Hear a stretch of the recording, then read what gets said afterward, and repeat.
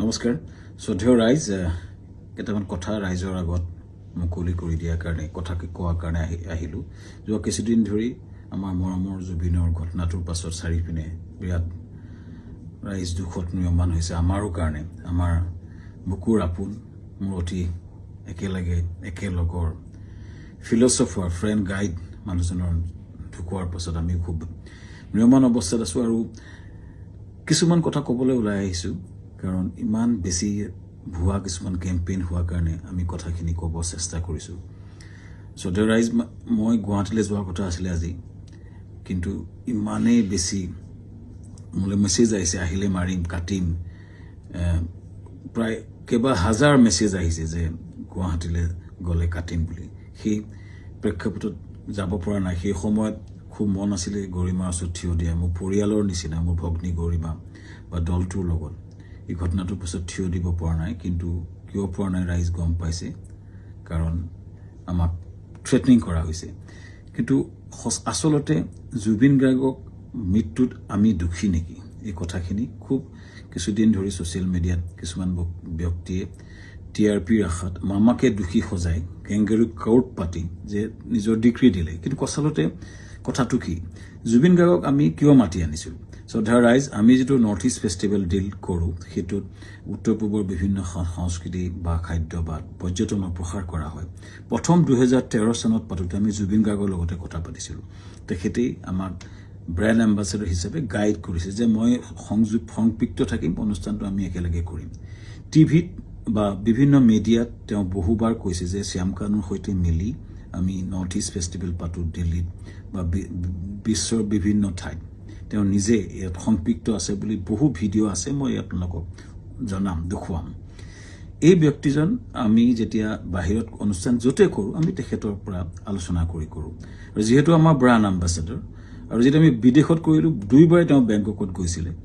আৰু এইবাৰো যেতিয়া আমি ছিংগাপুৰত কৰিবলৈ গ'লোঁ তেখেতক আমি ক'লোঁ যে ছিংগাপুৰত কৰিব বিচাৰিছোঁ চ' আমি ক'লোঁ এনেকৈ কৰিব আমাৰ গোটেই প্ৰগ্ৰেমটো এনেকুৱা হ'ব তেখেতক ক'লোঁ যে তুমি যাবা নেকি তেখেতে ক'লে যাম মই যাম মোৰ লগত মোৰ ভাতৃ সন্দীপনক লৈ যাম আৰু মেনেজাৰ সিদ্ধাৰ্থ যাব আৰু আমাৰ শেখৰ যাব চ' এনেকৈ ক'লে কোৱাৰ পাছত আমি পিছত আৰু এগৰাকী সংগীত শিল্পীও আহিলে চ' কোৱাৰ পিছত আমি আয়োজন কৰা প্ৰক্ৰিয়া আৰম্ভ কৰিলোঁ আৰু প্ৰথম কথা শ্ৰদ্ধেয় ৰাইজ জুবিন গাৰ্গক মতাটো পাপ নহয় উত্তৰ পূবৰ আটাইতকৈ ডাঙৰ অনুষ্ঠান নৰ্থ ইষ্ট ইণ্ডিয়া ফেষ্টিভেলত উত্তৰ পূবৰ আটাইতকৈ ডাঙৰ যিজন সংগীত শিল্পী তেখেতক নিমন্ত্ৰণ কৰাটো যিহেতু আমাৰ ব্ৰেণ্ড এম্বাছেডৰো হয় আমাৰ লগত সংপৃক্ত হয় আৰু তেখেতক মতাটো পাপ কৰা নাছিলোঁ এইটো আমাৰ দায়িত্ব আছিলে তেখেতক নিমন্ত্ৰণ কৰাটো তেখেত কিয় 17 তাৰিখে আহিলে এইটো প্ৰশ্ন হৈছে তাৰ আগতে সুস্থ দেহাৰে আহিছে বুলি বহুতে লিখিছে কিন্তু তাৰ দুদিনমান আগতে তেখেতে আমাৰ 7 ছেপ্টেম্বৰত মুম্বাইত তেওঁ খুব ধুনীয়া পাৰফৰ্মেঞ্চ কৰিছে মুম্বাইত আৰু তেখেতে 1 তাৰিখে নে 3 তাৰিখে দিল্লীত তেখেতে পূজাত এটা অনুষ্ঠান কৰাৰ কথা আছিল সম্পূৰ্ণ কনচাৰ্ট বা মিউজিকেল প্ৰগ্ৰেম কৰাৰ কথা আছিল কেইবাটাও প্ৰগ্ৰেম তেওঁ লাইন হৈছে তেখেতে প্ৰগ্ৰেম কৰি আছিলে চ' গতিকে সুস্থ দেহাৰে আমি অনাটো আমাক এটা অতি ভুল দোষাৰোপ কৰা হৈছে তৃতীয় কথাটো হৈছে তেখেতে 17 তাৰিখে এইকাৰণে আহিলে সেইদিনাখন ডাইৰেক্ট ফ্লাইট আহিলে কাৰণ কলিকতা হৈ আহিলে বহুত দীঘলীয়া হয় 19 তাৰিখে আমাৰ অনুষ্ঠান আৰম্ভ হয় চ' সেইকাৰণে 17 তাৰিখে গ্ৰুপ ফ্লাইটত তেওঁ আহিছিলে লগতে দলটো আহিছিলে আমি পেন পেচিফিক হোটেলত ৰাখিছিলোঁ আমাৰ য'ত অনুষ্ঠান হৈছিল তাৰ লগতে সানটেকৰ লগতে পেন পেচিফিক এখন 5-star হোটেল সকলো দলটো আমি ৰাখিছিলোঁ ভালকৈ ৰখাৰ চেষ্টা কৰিছিলোঁ আমি তেওঁলোকক কথা পাতিছিলোঁ যে তেওঁ কৈছিলে আমি অলপ জিৰণি ল'ম আৰু 19 তাৰিখে তেওঁ আৰম্ভণি অনুষ্ঠানত তেওঁ থাকিব আৰু 20 তাৰিখে তেওঁ দুটামান গান গাব ভূপেন হাজৰিকা এটা ট্ৰিবিউট দিব এইটো আলোচনা আমাৰ হৈছিলে পিছত 18 তাৰিখে দিনাখন 19 তাৰিখে আমাৰ অনুষ্ঠান আছিলে 18 তাৰিখৰ দিনাখন আমি তেখেতক খবৰ কৰিতে শুই আছিলে আমাৰ বহুত বিভিন্ন উত্তৰ পূৰ্বৰ মানুহ আছিলে তেওঁৰ লগত তেওঁ ভায়েক আছিলে আৰু তেওঁ সিদ্ধাৰ্থ আছিলে মেনেজাৰ আৰু দল আছিলে 19 তাৰিখৰ দিনা ঘটনাটো ঘটিলে যেতিয়া আমাৰ সেইদিনাখন উত্তৰ পূৰ্বৰ বিভিন্ন মন্ত্ৰী বিষয়াৰ লগত আমাৰ এখন মিটিং চলি আছিলে উদ্যমীসকলৰ লগত ছিংগাপুৰৰ মিটিং চলি আছিলে তাতে আমি ৰাতিপুৱাই গৈছিলোঁ তেতিয়াই এই জাহাজৰ ঘটনাটোৰ কথা মোক সিদ্ধাৰ্থ শৰ্মাই ফোন কৰিছিলে 3:30 বজাত আমাৰ মিটিং আৰম্ভ হৈছিলে 12:30 বজাত চ' 11:30 মানতে মই চাংগ্ৰিলা হোটেলত গৈছিলোঁ আৰু তাত 3:30 মান বজাত আমি গম পাইছিলোঁ যে এনেকুৱা ঘটনা এটা ঘটিছে সিদ্ধাৰ্থই ফোন কৰিছিলে ক'ত ঘটিছে কেনেকৈ ঘটিছে আমি একো গম পোৱা নাছিলোঁ লগে লগে বহুখিনি তাকে লৈ বহুত ফোন আহিছিল কিন্তু মই উত্তৰ দিব পৰা নাছিলোঁ আচলতে ইমান ডাঙৰ ঘটনাটো আমাৰ মৰমৰ বুকুৰ আপোন মানুহজন এনেকুৱা ঘটনা ঘটিছে কথাটো আমাৰ কাৰণে এটা থটমটৰ নিচিনা হ'ল আৰু লগে লগে আমি দূতাবাসৰ লগত কথা পাতি তালৈ গ'লোঁ আৰু ঘটনাটো হ'ল আৰু এই ঘটনাটোৱে সকলোকে মুখৰে মাত নাইকিয়া কৰিলে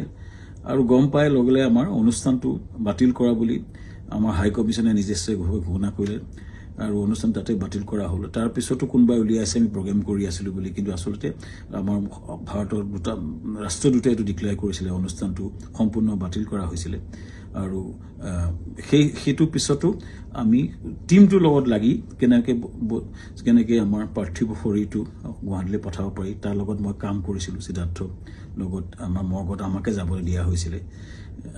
সিদ্ধাৰ্থ আৰু সন্দীপন শেখৰৰ লগত আৰু তাৰপিছতেই কেম্পেইনটা আৰম্ভ হ'ল আমাৰ বিপক্ষে সেইদিনা মই কৈ আছিলোঁ যে মৰ্গলৈ যাওঁ বুলি কোনোবাই সেইটো মদ খাবলৈ যাওঁ বুলি এটা কেম্পেইন কৰিলে কোনোবাই ক'লে যে শ্যামকান্ত মহন্তক ধৰি হত্যা কৰিব লাগে এনেকুৱা ধৰণৰ কেম্পেইন আৰম্ভ হ'ল আৰু এটা ভয়ানক আমাৰ বিপক্ষে এটা কেম্পেইন শ্ৰদ্ধা ৰাইজ এটাই মই ক'ব খুজিছোঁ যে আমি গোটেই প্ৰক্ৰিয়াটোত কোনো পধ্যে জড়িত নাছিলোঁ য'ত ঘটনা ঘটিছিলে তাত 12-13জন মান অসমীয়া সমাজৰ লোক আছিলে আৰু বিভিন্ন দলটো আছিলে যেতিয়া ঘটনাটো ঘটিছিল তাৰ বহু দূৰত আমি আছিলোঁ আমাৰ দলটো বহু দূৰত আছিলে চ' আমাক দোষাৰোপ কৰি এই প্ৰক্ৰিয়াটো কিয় কৰা হৈছে কেইজনমান ব্যক্তিয়ে ইচ্ছা কৰি এটা ডাঙৰ কেম্পেইন কৰি পেলাই আমাক বদনাম কৰাৰ বা হত্যা কৰাৰ প্ৰক্ৰিয়া যিটো কৰিছে শ্ৰদ্ধেয় ৰাইজ তাৰ এটা ন্যায় বিচাৰিছোঁ এতিয়া SIT হৈছে আমি খুব আদৰণি জনাম যি প্ৰশ্ন হয় উত্তৰ দিব বিচাৰিছোঁ কাৰণ আমাৰ ফালৰ পৰা আমি ক'বলগীয়া কথাখিনি আমি ক'ম আমি আদৰণি জনাইছোঁ সঠিক তদন্ত হওক কিন্তু এই যিটো ঘটনা ঘটিছিলে জাহাজখনত বহু দূৰত আমি আছিলোঁ আৰু আমাক সেই ঘটনাটোৰ সময়ত এই যিকেইজন ব্যক্তি আছে তেওঁলোকে তাৰ কথা ক'ব পাৰিব কিন্তু আমাক সেই ঘটনাটোৰ সময়ত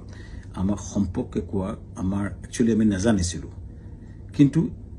এটা কথা হয় এই যিটো ঘটনা হ'ল এই ঘটনাটো আমাক সম্পূৰ্ণৰূপে বিধ্বস্ত কৰিছে আমাৰ জুবিন গাৰ্গ আমাৰ কাৰণে আছিলে সাহস জুবিন গাৰ্গ আমাৰ আছিলে ব্ৰেণ্ড এম্বাছাডৰ জুবিন গাৰ্গ আমাৰ অনুষ্ঠানটোৰ মূল হৃদপিণ্ড আছিলে হৃদপিণ্ডজন যোৱাৰ পাছত আমাৰ যি অৱস্থা হৈছে গোটেই দলটোৰ আমাৰ গোটেই বিধ্বস্ত অৱস্থা আমাৰ সকলোৰে আৰু ইয়াৰ পাছত যিটো আক্ৰমণ হৈছে আমাৰ পৰিয়ালৰ ওপৰতো আক্ৰমণ হৈছে ফেক ভিডিঅ' ওলাইছে ফেক ফোন কল ভাইৰেল হৈছে ইমান জুবিন গাৰ্গে এই অনুষ্ঠানটো নিজৰ বুলি আগুৱাই লৈ গৈছিলে তেওঁ অনুষ্ঠানটোৰ গুৰুত্বটো বুজি পেলাই নিজকে আগুৱাই লৈছিলে আৰু সেইজন ব্যক্তিৰ স্মৃতিত আমি বহু কৰিবলগীয়া আছে কিবা যদি জীৱনত কৰিব বিচাৰোঁ জুবিনৰ স্মৃতিত নিশ্চিতভাৱে কৰিব বিচাৰিম কিন্তু এই যিটো অন্যায় হৈছে যিটো মিছা অপবাদ দিছে ন্যায় হওক চৰকাৰক বিচাৰিছোঁ ন্যায় হওক আৰু আমিও ন্যায়ালয়ত যাব লাগিব আমাক দেশত আইন বুলি এটা বস্তু আছে যে মিছা অপবাদত আমাক যিটো কৰা হৈছে বা নিজৰ ঘৰলৈ যাব নোৱাৰা অৱস্থা হৈছে আমি নিশ্চিতভাৱে কিছুমান মানুহ উচতনি দি যিটো কৰিছে আমি ন্যায়ালয়ক নিশ্চিতভাৱে ক'ব লাগিব যে আমাক ন্যায় দিয়ক সুৰক্ষা দিয়ক আৰু ৰাইজৰ পৰা ন্যায় বিচাৰিছোঁ চৰকাৰৰ পৰা ন্যায় বিচাৰিছোঁ আৰু জুবিনক আমাৰ মহান শিল্পী আমাৰ মৰমৰ বুকুৰ আপোন মানুহজনৰ আত্মাই চিৰ শান্তি পাওক ৰাইজৰ পৰা আশীৰ্বাদ বিচাৰিছোঁ ন্যায় বিচাৰিছোঁ ধন্যবাদ